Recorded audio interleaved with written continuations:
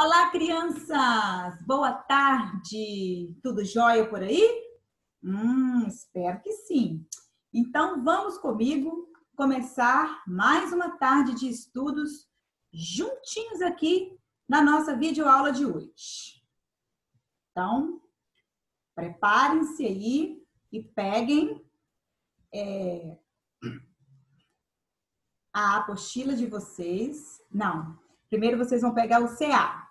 Tá? O CA, páginas 23, 24 e 25. Não se esqueçam de colocar a data de hoje nas páginas trabalhadas, ok? Então, bora lá. Dando continuidade ao nosso aprendizado sobre fábulas em versos, que pode ser chamada também de fábula narrativa poética, né? Porque é um narrador que que conta a história, e a fala pode aparecer tanto em forma de travessão ou em forma de aspas, que é o que nós já aprendemos até aqui, não é mesmo? Então, bora lá comigo acompanhar a leitura de mais essa fábula, O Pastorzinho e o Lobo.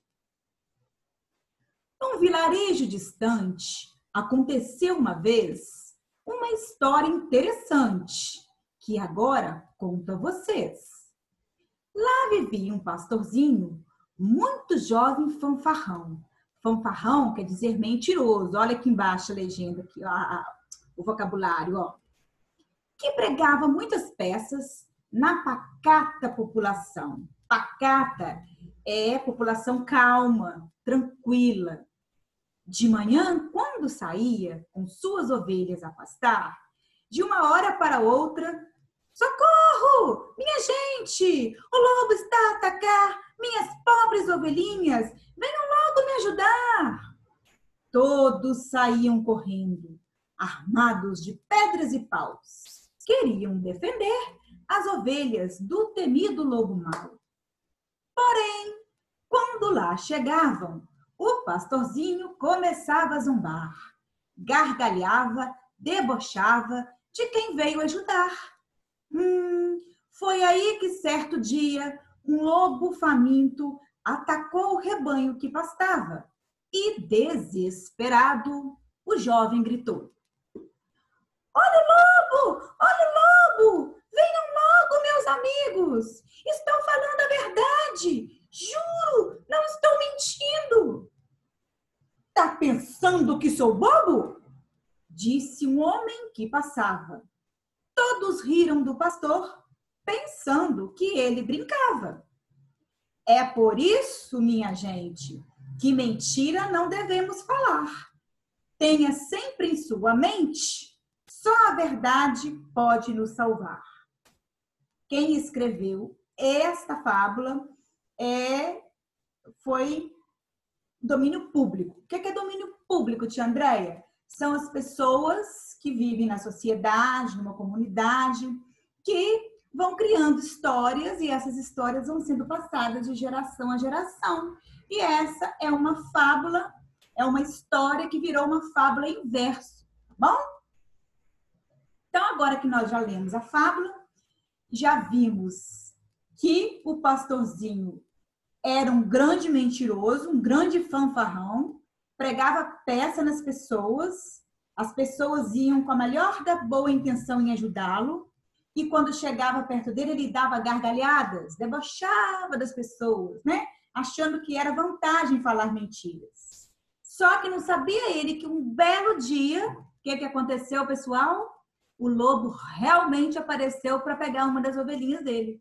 Aí, quando ele gritou, socorro, realmente precisando de ajuda, ninguém acreditou nele. Ninguém foi ajudar ele. Ele passou o aperto sozinho. Tá vendo por que a gente não pode falar mentira? Ó, aqui, ó, essa última estrofe aqui com esses 4 versos é a moral dessa fábula. É aqui que está o ensinamento de tudo que a gente leu na fábula. Que é por isso, minha gente, que mentira não devemos falar. Tenha sempre em sua mente, só a verdade pode nos salvar. Então, prestem atenção. Esta fábula em versos ela é composta por várias estrofes, por vários versos e também tem palavrinhas que rimam, não é mesmo? Olha, acompanha com a tia Andréia. Vamos contar quantas estrofes tem. Nós já sabemos que as estrofes são os bloquinhos separados, né, no decorrer da fábula, em verso, do poema, da música, não é mesmo? O que é isso? Tem um certo conjuntinho de versos, dá-se um espaço maior e logo em seguida vem outro conjunto de versos, ao nome que a gente se dá de estrofe, ok? Então vamos contar com a tia André quantas estrofes tem essa fábula, ó. 1, 2, 3. Aqui é tudo junto, ó. Uma estrofe com mais versos. 3, 4, 5, 6, 7, 8, 9 estrofes. E quantos versos ao todo tem essa fábula? Vamos contar.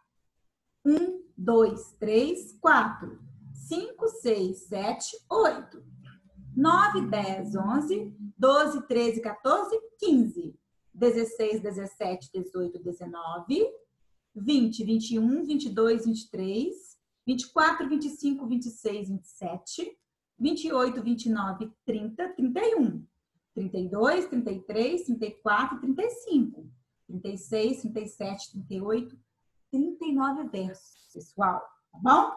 Então, se vocês quiserem escrever aí do ladinho a quantidade de estrofes e a quantidade de versos, podem escrever, é muito importante, tá bom? A gente está treinando aí. Então, na página 25, nós temos atividades relacionadas à fábula para a gente reforçar o nosso aprendizado e melhorar ainda mais a nossa interpretação relacionada ao texto que a gente acabou de ler, ok? Então, bora comigo. Atividade 11. Qual é o título desse poema? Tá muito fácil, né, pessoal? Ó, tia André já explicou que o título vem centralizado e aqui no caso da nossa apostila e do nosso CA, ele vem destacado de azulzinho, não é mesmo? Então, é só vocês copiarem, só vocês marcarem aqui um X em qual que é a alternativa correta, tá bom? 12. Quais são as características do pastorzinho? O pastorzinho, ele era esperto e feliz? Ou ele era um jovem e um fanfarrão, mentiroso, que gostava de pregar peças, mentiras nas pessoas? Uma alternativa correta. 13. Releia este trecho. Socorro, minha gente! O lobo está a atacar minhas pobres ovelhinhas. Venham logo me ajudar. Quem é que falou isso? Quem que pediu socorro quando realmente passou aperto? Então, você vai escrever aqui para mim, lembrando de fazer letra bonita, que início de frase a gente faz letra maiúscula e final de frase, ponto final, para encerrar seu assunto, sua frase, tá bom? B. Por que o personagem está pedindo socorro? O que aconteceu para ele realmente pedir socorro agora? Você vai também explicar aqui para mim, contar o que estava acontecendo, por que ele estava pedindo socorro, com frase completa, tá bom, pessoal? E atividade 14, pinte a moral da fábula no poema. Depois, copie esse trecho no quadro abaixo. Então, a tia Andréia já deu a dica, quando estávamos aqui interpretando a fábula, que a última estrofe tem a moral, o ensinamento que essa fábula tem pra gente. Então, você vai colorir essa estrofe e depois copiar ela nesse espaço aqui com letra bonita, tá, gente? Não façam letra grande demais, não façam letra pequena demais. Capricha no traçado das letrinhas e coloca um verso debaixo do outro, tá bom? Então, língua portuguesa hoje, a gente encerra aqui. Agora vocês peguem a apostila, ciências, páginas 28, 29 e 30. Bora lá comigo. Dando continuidade ao nosso aprendizado sobre as plantas, que são seres vivos, que, né, liberam o oxigênio, dão vida para a gente, faz todo o processo de fotossíntese, né? elas produzem o seu próprio alimento. Tudo isso a gente aprendeu até aqui. Então, agora a gente vai ver um pouquinho como que as plantas se reproduzem, ok? Uma das características dos seres vivos é a sua capacidade de reprodução. As plantas podem se reproduzir de diversas maneiras, mas a maioria delas tem flores. Então, vamos ver o que explica aqui nessa caixinha de texto sobre as flores. Ó. As flores são os órgãos responsáveis pela reprodução da maioria das plantas. Em geral, elas têm pétalas coloridas, são perfumadas e produzem néctar, o que atrai alguns animais. Então, olha só, a gente acabou de aprender que a maioria das plantas se reproduzem através de quem? Das flores, que é uma das partes da planta, não é mesmo? E que essa planta tem as pétalas coloridinhas, são perfumadas e produzem o néctar. E esse néctar é que exala o cheirinho da planta, atraindo os animais, beija-flor, borboletas, abelhas e outros insetos. Então, continuando aqui, ó. No miolo das flores existe uma parte feminina ou masculina. Então, lá dentro da flor, no miolinho, lá embaixo, fica a parte que a gente chama de feminina e masculina. Igual nós, seres humanos, não temos o gênero feminino e o gênero masculino? Então, na planta também tem a parte que se chama feminina e masculina. Algumas flores têm as duas partes. Olha que legal! Então, a gente acabou de aprender que tem flor que tem uma parte feminina ou masculina. Ela tem uma parte ou outra. Ou ela é feminina ou ela é masculina, não é mesmo?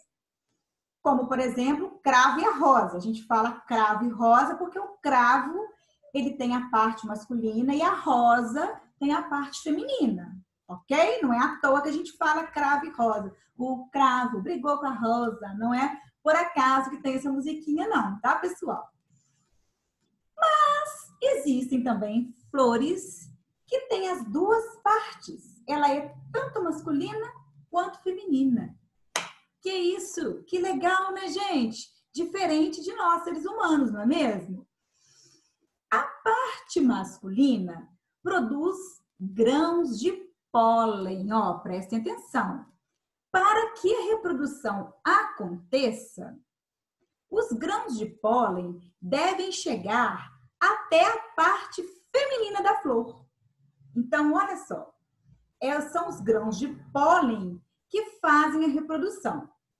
Esse processo é conhecido como polinização e pode ocorrer com o auxílio de insetos, morcegos, aves, o próprio vento e a água. Como assim, tia Andréia?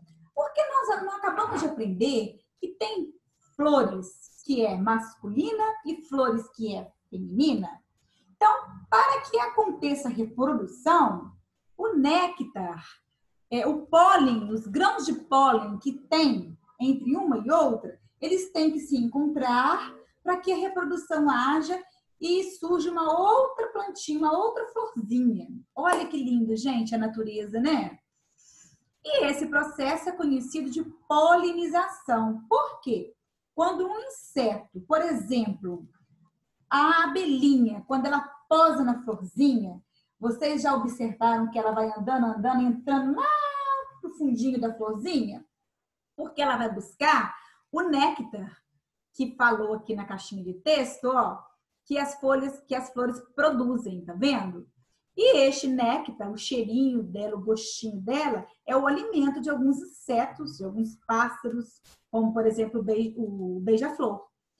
Aí, ao entrar para pegar o néctar, tem uns pozinhos lá dentro também, que a gente às vezes vê a mamãe falar assim, não cheira flor não, senão vai entrar pozinho no seu nariz para te fazer espirrar. Ou porque às vezes você é alérgico ao pólen de flores, entendeu? Então, esse pólen, ele fica ali soltinho, como se fosse um pozinho, tá, gente? Os grãozinhos de pólen são tão pequenininhos que a gente olha assim, parece que é um pozinho. E à medida que a abelhinha, os insetos vão andando, se movimentando na florzinha, esse pozinho, esse pólen vai ficando agarrado nas patinhas, no corpinho da abelha, na asinha. E quando ela voa e posa em outra florzinha, em outro lugar, ela leva o pólen daquela flor para outra flor. E lá ele fica, que na hora que ela posa, na hora que ela anda, eles vão soltando do corpinho dela e mistura com a outra flor e acontece a reprodução. Viram que bacana? Então, aqui agora tem um QR Code que vocês vão pedir a mamãe aí para colocar no celular dela e assistir um vídeo sobre os tipos de polinização. O vídeo é muito bonitinho, muito explicativo, ensina coisas muito bacanas e que vale a pena assistir. Tenho certeza que vocês vão amar esse vídeo, tá bom? Aí, dando continuidade, vamos ler a legenda das imagens. Ao visitar as flores em busca de alimento, a borboleta carrega os grãos de pólen de uma flor para outra, que é o que a tia Andréia acabou de explicar. Qualquer inseto que posar na flor vai carregar os pólens, esse pozinho, junto do corpinho deles para outro lugar aonde ele for, tá bom? A abelha, com o corpo coberto de grãos de pólen, igual a tia Andréia explicou, esses grãozinhos amarelinhos que vocês estão vendo aqui em volta da abelha, isso tudo é o pólen da flor, tá vendo aqui? Ela tá posada na florzinha, isso aqui tudo é o pólen. E à medida que ela vai movimentando, batendo as asinhas, com o ventinho leve das asinhas dela, o pólen é tão fininho, tão levinho, que ele voa e vai indo, posa, gruda no corpo dela. E quando ela voa para longe, para outra florzinha, ela deixa esse pólen lá. Aí acontece o quê? A reprodução por meio de quê? Da polinização, tá? Polinização nada mais é do que os insetos que carregam esse néctar, esse pólen, de um lugar para o outro, tá bom, pessoal? Faz a dispersão, disseminação. Então, dando prosseguimento aqui, depois que o grão de pólen chega à parte feminina da flor, ocorre a fecundação. Então, a abelhinha saiu dali, com aquele pólen daquela flor que provavelmente era masculina.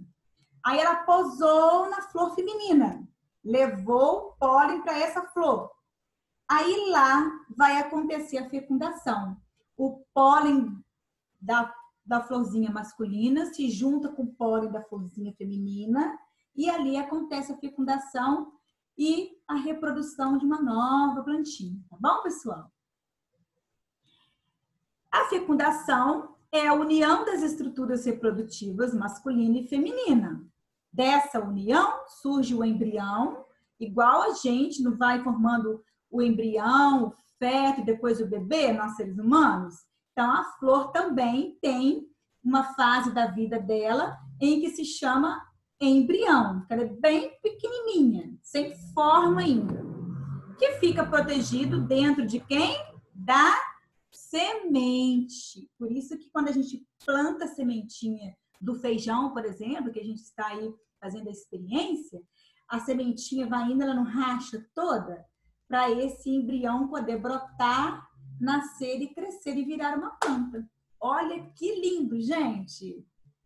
Aí aqui tem outro QR Code que vocês vão pedir a mamãe também para mostrar a vocês. Mas antes disso, vamos ler a caixinha, A semente resulta da fecundação. Dentro dela está o embrião, que originará uma nova plantinha, que é o que a tia Andréia acabou de dizer. O QR Code vai mostrar para vocês um jogo sobre as partes da planta que é muito bacana e vale a pena vocês brincarem aí, porque é uma forma de estar estudando, revisando e fixando o nosso aprendizado sobre as partes da planta, inclusive sendo este um conteúdo que será cobrado em nossa avaliação de ciências, tá bom, pessoal? Então, ó, vocês veem, primeiro vai aparecer as fases para vocês. Aí, à medida que você clica na fase 1, vai aparecer as partes da planta com o enunciado referente a essa parte, qual é a função dela, e você vai clicar em cima da parte e arrastar para cima do enunciado que você acha que está de acordo com a parte da plantinha, tá bom? Tenho certeza que vocês vão amar e vão, ó, rapidinho fazer. Continuando. A parte feminina da flor se desenvolve e se transforma em fruto. Podemos dizer, então, que a partir das flores formam-se os frutos. É verdade, não é? E as sementes, as quais darão origem a novas plantas. Também é verdade. Por exemplo, a gente vai numa laranjeira, num pé de laranja, colhe a fruta. Aquela fruta laranja, antes de ser a laranja, ela estava dentro de uma flor. A flor desabrochou, soltou a frutinha. Dentro dessa fruta tem a semente, que quando a gente chupa, a gente joga a semente fora. E aonde a semente cai, ela nasce de novo. Porque dentro da semente está o embrião da plantinha, lembra? Vamos ler aqui, ó, sobre os frutos. Os frutos protegem as sementes e podem ajudar a espalhá-las. Alguns frutos se abrem e lançam as sementes no ar. Outros são comidos por animais que eliminam as sementes com as fezes, espalhando-as pelo lugar por onde passam. Esse processo é conhecido como dispersão. Ó, então tem uma outra forma de disseminar aí a reprodução das plantas. Olha só, os animais que gostam de frutas, que se alimentam de frutas, eles comem a fruta e costumam comer com a semente. Então, quando eles defecam, quando eles eliminam as fezes do cocôzinho deles, eles espalham essas sementinhas. Aí, vira adubo, mistura com a terra e a terra cheia de nutrientes faz com que aquela sementinha brota e nasce uma outra plantinha em outro lugar. Porque vamos supor que o pássaro, o inseto, comeu essa frutinha num lugar e voou para bem longe para outro lugar. Então, ele levou esse tipo de fruta para um outro lugar distante dali. Olha que bacana, gente. E esse processo é chamado de dispersão, diferente do que as abelhas, as borboletas e os beija-flores fazem, tá bom? Eles fazem a polinização. Já os outros animais fazem a dispersão, tá bom? Marquem com marca-texto, por favor, essa caixinha aí. E a tia Andréia esqueceu de pedir para marcar essa aqui das flores. Também passa o marca-texto nessa caixinha de texto aqui das flores. Nessa caixinha de texto que fala sobre a semente. E nessa caixinha de texto que fala sobre os frutos, tá bom, pessoal? Que é importante essa informação contida aí. Após a fecundação, a flor passa por transformações, ó. As pétalas murcham e caem, e a parte feminina da flor se desenvolve, formando fruto. Olha que legal! Tia Andréia não falou agora há pouco que a flor, que a laranja antes de ser o fruto, não é a flor? E aí, de dentro da florzinha não sai o fruto? Então, olha só, está acontecendo o que eu falei, ó. As pétalas vão se murchando, soltando, sumindo, dando espaço para a parte feminina, que é o fruto. Olha que legal, gente. E as sementes ficam protegidas onde? Dentro do fruto, tá bom? E dentro da semente, quem que fica? O embrião, para que essa semente, quando cair na terra, possa brotar novamente. A natureza é linda demais, não é mesmo, gente? Deus é perfeito. E a gente, assim, ainda às vezes não é grato mediante tanta beleza, mediante tanta maravilha que Deus proporciona para nós, não é mesmo? Então, vocês vão ver aqui, ó, o exemplo. Este aqui é uma romã. Os frutos se formam a partir das flores, ó. Aqui está a flor cresceu, desenvolveu, aí o fruto está crescendo. Quanto mais o fruto cresce, ó, as pétalas das flores vão sumindo e se transformam no fruto, tá vendo? E a romã é um tipo de fruto que ela, quando cresce muito e amadurece muito, chega num ponto que ela racha aí, ó, ela, como se ela explodisse, e as sementinhas delas são lançadas no ar, são espirradas. E automaticamente acontece o quê? A dispersão, não é? Aonde cair essa sementinha, vai nascer outro pé de romã, tá bom? Lápis na mão. Observar a vida de animais e plantas é uma inspiração para muitos poetas. Leiam o poema O Beija-Flor e depois façam o que se pede.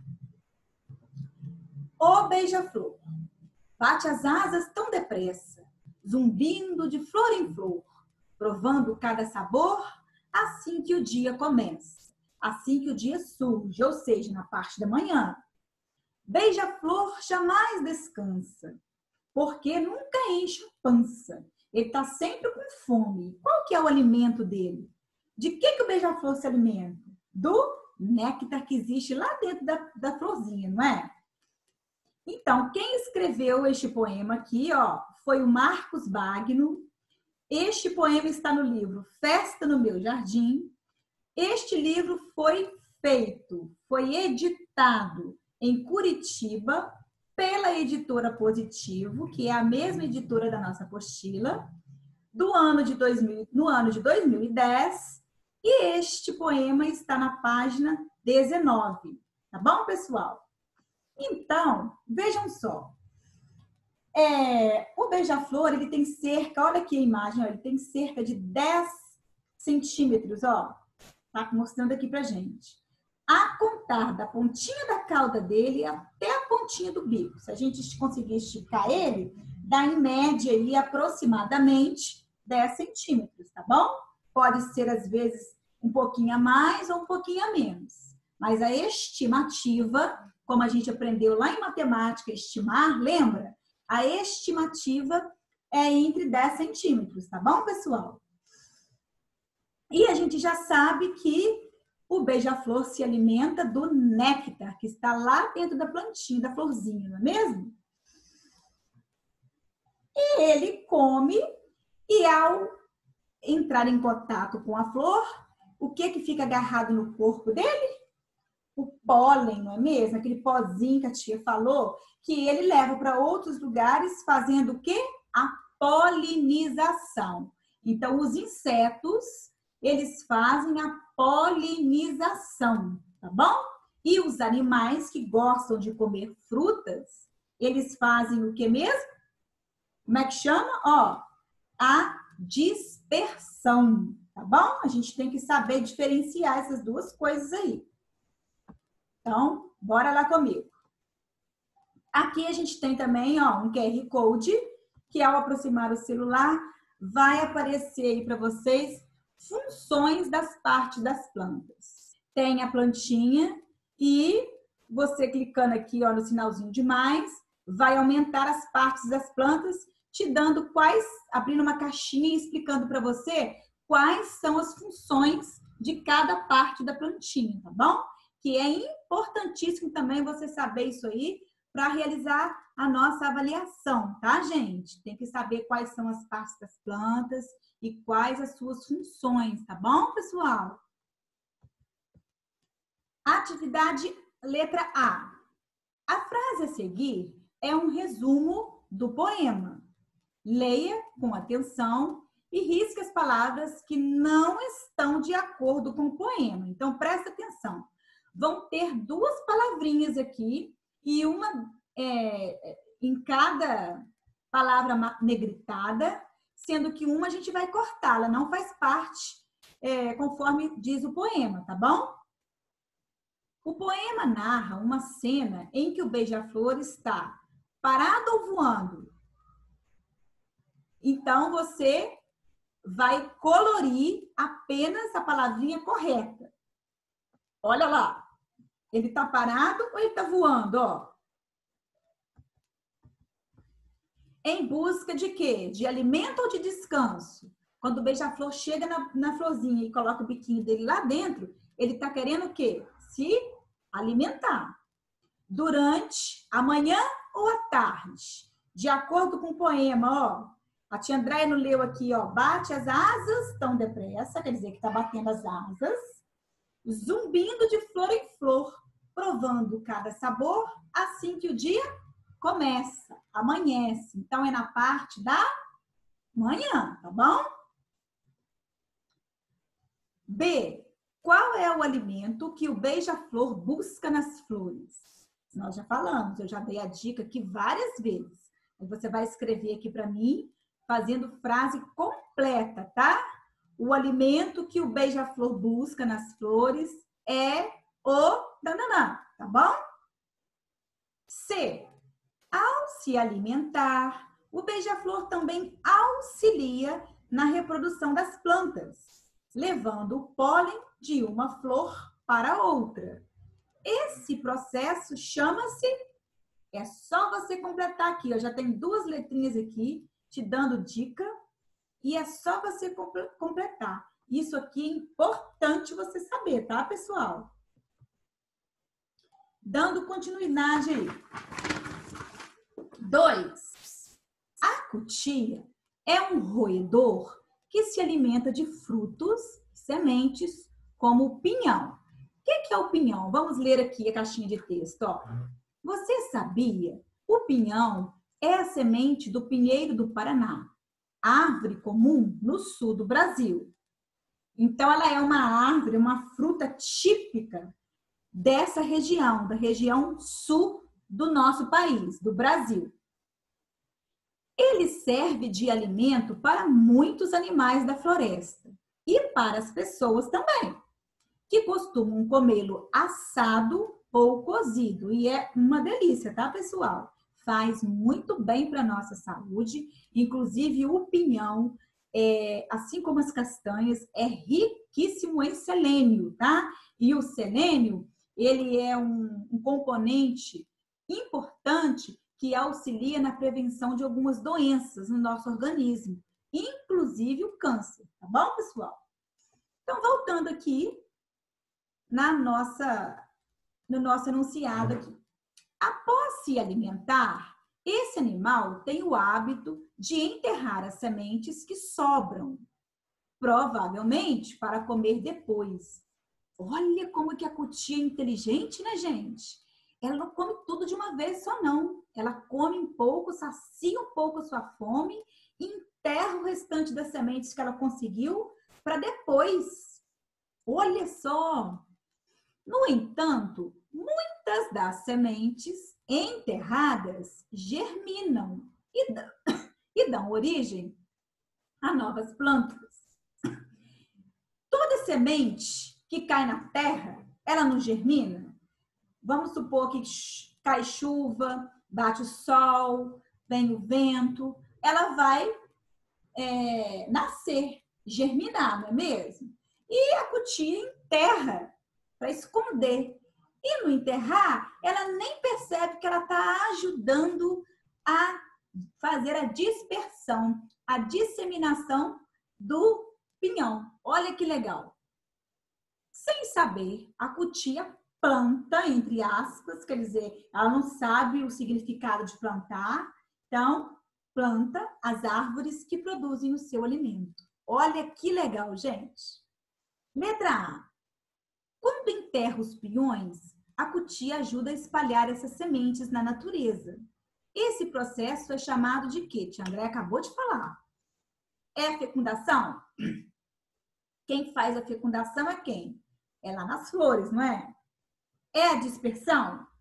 Eu já expliquei aqui que todos os animais que comem frutas, eles fazem a dispersão das sementes, não é? E ou é polinização? Quem que faz a polinização? São os insetos que buscam alimento nas flores, não é? Então, aqui é apenas uma alternativa correta, tá bom? B. De que outras formas os animais podem contribuir com a reprodução das plantas? Cite um exemplo. De que outras formas que eles podem contribuir além da dispersão? É a polinização. E como? Quem é que faz essa polinização? O beija-flor, a borboleta, as abelhas e todos os outros insetos que se alimentam do néctar da flor, que eles têm que entrar, ter contato com o interior da flor. E com isso, o pozinho, que é o pólen, né, aqueles grãozinhos fininhos, pequenininhos, grudam no corpinho dos insetos e quando eles voam, levam esses pólens para outras flores e faz a reprodução acontecer. Então, vocês têm que saber, entender, deixar claro a diferença da polinização e da dispersão. Tia Andréia vai tornar a dizer, ó, a polinização é feita pelos insetos que se alimentam do néctar da flor, porque eles têm que entrar em contato lá no interior da florzinha e com isso agarra no corpinho deles os grãos de pólen. Aí, quando eles voam para outra florzinha, eles levam esses pólen para outra flor se reproduzir, tá bom? Já a dispersão é feita por animais que se alimentam de frutas. E quando eles fazem o cocôzinho deles, por meio das fezes, saem as sementinhas. E assim eles disseminam essa sementinha, que quando cai na terra, lá na natureza, elas se misturam com o solo e brotam, dando origem a outra plantinha, tá bom? Ó, deixa a tia Andréia dar um exemplo claro para vocês. Assim como os animais, nós seres humanos também, quando comemos alguma fruta com semente e tudo, essa sementinha também sai nas nossas fezes. Não sei se vocês já tiveram oportunidade aí de observar, mas, por exemplo, se você comer a goiaba com a semente, quando a gente vai fazer o cocôzinho, a gente consegue ver as sementinhas que é eliminada pelo nosso organismo junto com as fezes, porque a semente em si não tem utilidade nenhuma para o nosso organismo. Ela, às vezes, pode auxiliar de alguma forma, mas ela não é necessariamente importante, o nosso organismo não consegue desfazê-la. Então, ela é eliminada pelas fezes, tá bom? E assim também no organismo dos animais.